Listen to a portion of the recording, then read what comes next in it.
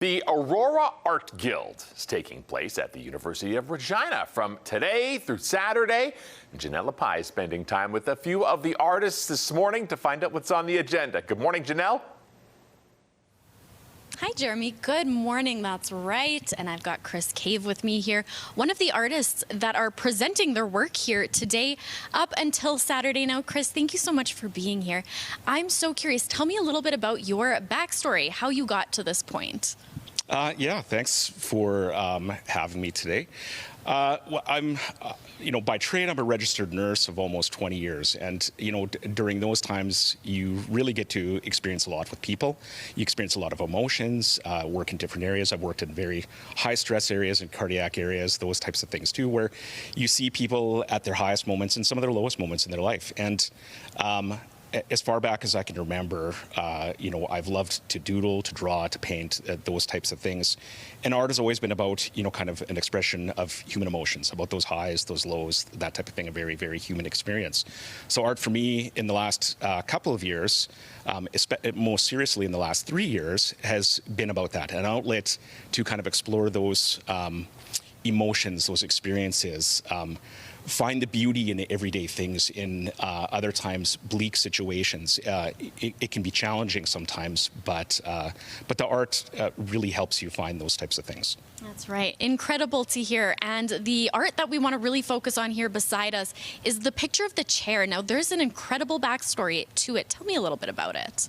Yeah, so that piece was kind of innocuous at first. It was sort of a study piece that I started in a class with an incredible mentor and teacher of mine, Bhupinder Singh, and it had kind of been overlooked at first, just as a part of trying to explore some different techniques, some different styles of things, and it really came together for me as sort of in a couple different ways. Technically, it was sort of an accumulation of all my technical skills to date for what I could do, exploring the medium of watercolor, which is, has this reputation of being this notoriously difficult and unruly medium that it is very difficult to get the results of.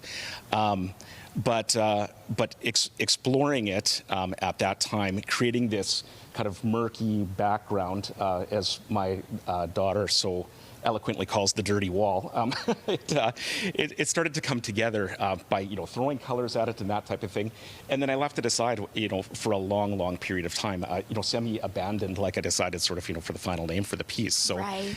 Before finally kind of coming all together and being sort of the peak of those things. So amazing. To me, it kind of represents those types of things. Yes. It can be an abandonment of maybe hesitation. It can be an abandonment of old habits, new habits. Creating new and older things together. So right. Yeah. All right. Well, unfortunately, we are out of time, Chris. Yeah. But thank you so much for this. I am so excited for these coming days. Have a ton of fun. We're going to be back very soon with a couple more chats here with another artist. Let's head back over to the Aurora Art Guild now and check in with Janelle Pai. All right, well, I'm coming back to you here at the Innovation Center on the U of R campus. This time I've got artist Bill Morton with me. Now, Bill, tell me a little bit about how you got started in the world of painting. Well, when I was working, I had an interest in art, and I did a little bit with oil. And then I just got busy raising a family and working. So then after I retired, I took some classes, actually watercolor classes. I started with watercolor, and then I moved to acrylic, and then I joined this guild, and I've been a member of this guild for about 13, 14 years. And that's been really inspirational for me, working with other artists and seeing their work and how they help you along. Well, there are so many beautiful pieces around here. I can't help but feel inspired myself as a non-artistic person. I want to get into the world of painting too. Now, we have one of your pieces right beside you here. Tell me a little bit about it. Well, it's a winter scene, as you can tell. I'm not a lover of winter, but there is a lot of beauty in winter, particularly with the hoarfrost and the.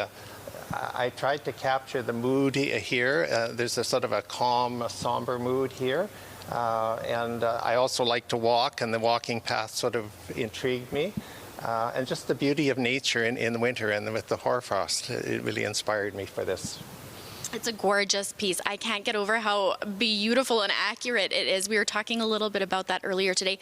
Now, this is a piece for sale. Yes. How many other pieces do you have here? I only have one other. I only got one other done this summer, but I have another piece here as well. It's acrylic. It's very different than this. It's a nature piece as well. It's apple blossoms, and I like nature as well, as you can tell from this too. And so that inspires me a lot. I do a lot of work, landscape and still life both. Whatever sort of hits me at the time, I guess. Gorgeous, Bill. Thank you so much for this. You've got some beautiful work here. I'm very excited for you guys to go through these next couple of days and have some fun with it. Thank you so much for being Thank here. you very much. Thanks for having me. Alrighty, well, that wraps things up at the moment down here at the Innovation Center. We will be right back. Let's check back in with Janelle Pai at the Aurora Art Guild one more time this morning. Well, we're wrapping up our morning down here at the Innovation Center, but before we do that, we've got a couple more artists here to chat with. So I've got Cindy with me now. Cindy, you've got a very cute painting beside us here. Tell me a little bit about it. Yeah, this is Theodore, and he was inspired by Theodore, the Highland cow that is out at Cedar Creek. I love going out there and just seeing him. He has such a great personality. I work in encaustics, so I paint with wax and fire. So encaustics is beeswax with Damar resin in it, and then I fuse each of the layers with either a heat gun or a blowtorch. Well, he is so cute. I almost knew right away looking at him, he might be Theodore. You did a fantastic job, Cindy. Thank you. Thank you. And we're going to slip over this way now, over to Jen. Now, Jen, tell me a little bit about this adorable bird painting you got here. It's beautiful and colorful. My mom we used to look out the window at birds when I was a kid, and I think that's how she taught me to count before I went to school. Oh, So, I love that. count the sparrows. And so I've really, my entire life, I lived on the farm. We had lots of birds. And I live in the city now, and I'm fortunate enough to have a nice place where there's lots of birds tweeting. So I called it the Tweet Reunion. Oh, and Yeah. that's the inspiration. Well, you've done a It gorgeous is. job. Oh, thank you so much.